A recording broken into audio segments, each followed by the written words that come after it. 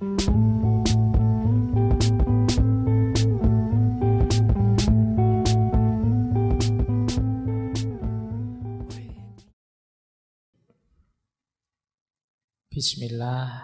mari kita mulai lagi ngaji filsafat kita. Edisi pertama di tahun 2023. Alhamdulillah kita bisa istiqomah ya sampai hari ini. Khususnya hari ini, karena biasanya ini kan masa-masa masih baru saja libur atau jangan-jangan masih libur untuk teman-teman mahasiswa.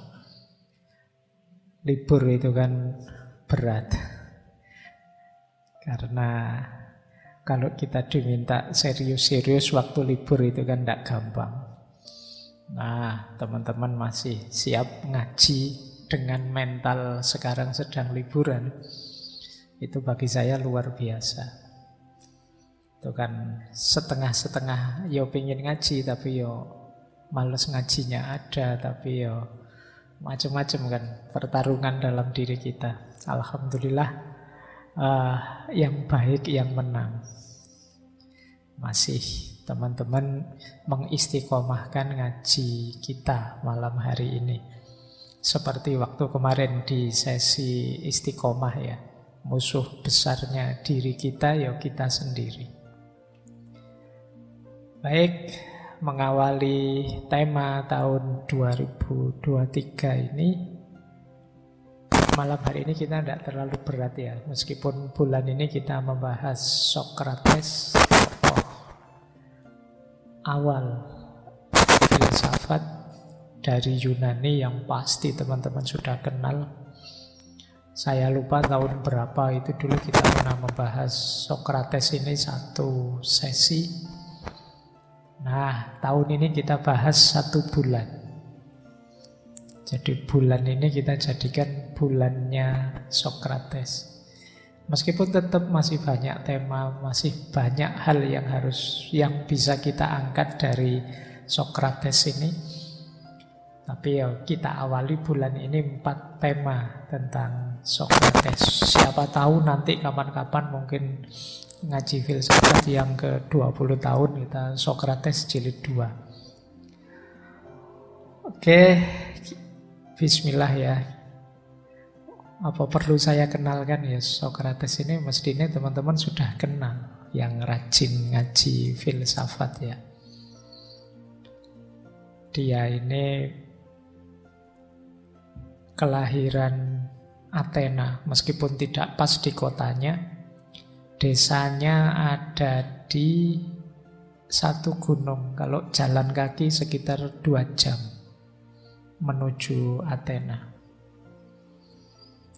Ayahnya seorang pematung yang bikin patung-patung. Ibunya bidan. Nah, Sokrates itu mudanya juga bantu ayahnya. Jadi tukang batu, jadi tukang bikin patung. Kemudian dia pernah juga jadi tentara pasukan yang membela Athena di usia-usia 30-an. Kemudian yang paling terkenal hidupnya memang banyak dihabiskan untuk berkeliaran.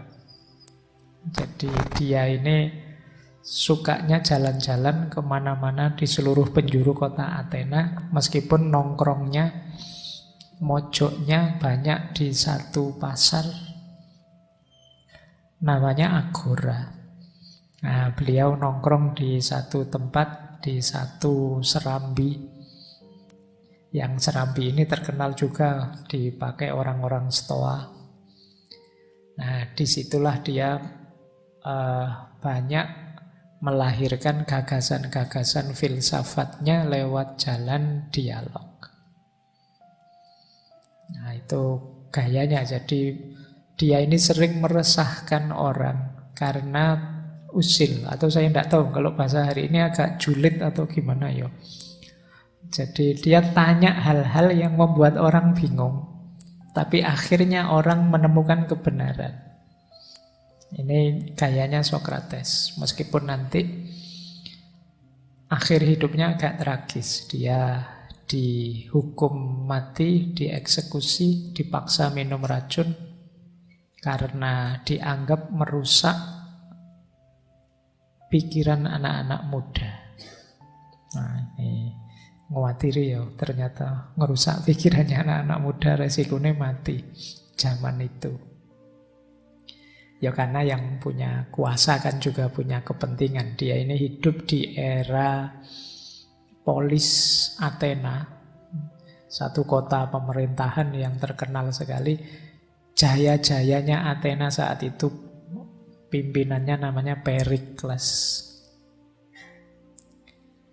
Apalagi Sokrates ini dikenal dari sisi fisik adalah orang paling tidak ganteng se-Yunani. Jadi memang dia digambarkan sama sekali tidak menarik. Perutnya buncit, matanya agak melotot, hidungnya besar, pundaknya, lehernya banyak bulu-bulunya, kakinya agak bengkok. Kalau jalan kemana-mana nyeker. Apa bahasa Indonesia ini nyeker gitu? Nggak pakai sandal. Nggak simpel ya bahasa Indonesia. Jadi dia kalau Jawa kan cuma satu kata nyeker gitu aja. Jadi dia kemana-mana nggak pakai apa-apa, nggak pakai sandal. Nah, tapi dia beredar kemana-mana di seluruh penjuru kota, penjuru pasar untuk tadi ngajak orang diskusi. Sehingga dia digelari Gadfly of Athens. Jadi lalatnya Athena. Jadi dia ini gelarnya luar biasa, gelarnya lalat, laler. Nah itu hidupnya Sokrates. Dia menikah juga, punya istri, ada yang bilang bahkan istrinya 2. Sempat menikah 2 kali, punya anak 3 laki-laki. Nah itu tidak apa-apa jadi orang paling tidak ganteng, yang penting bisa nikah sampai 2 kali. Baik, itu pengenalan ya. Nanti kalian bisa cek detailnya riwayat hidup di banyak buku-buku filsafat. Biasanya beliau ini selalu disebut karena dia ini tokoh yang paling dikenal sebagai mungkin semacam godfather-nya filsafat zaman itu. Ya filsafat tidak diawali dari Sokrates, tapi dialah nanti yang membuat filsafat punya cita rasa yang agak berbeda. Seperti yang kita kenal hari ini. Termasuk nanti dilanjutkan oleh muridnya Plato dan cucu muridnya Aristoteles. Nanti banyak orang bilang bahwa semua pemikiran-pemikiran filsafat yang kita kenal hari ini itu hanya catatan kaki saja dari 3 tokoh besar ini, yang guru murid dan cucu murid, Sokrates, Plato, dan Aristoteles. Baik, kita mulai ya. Itu tadi pengantarnya sambil nunggu minumannya jadi. Nah, silahkan teman-teman yang pengen ngambil minum kalau sudah jadi ya. Kelihatannya di luar sudah ada mumpung hujan-hujan seperti ini.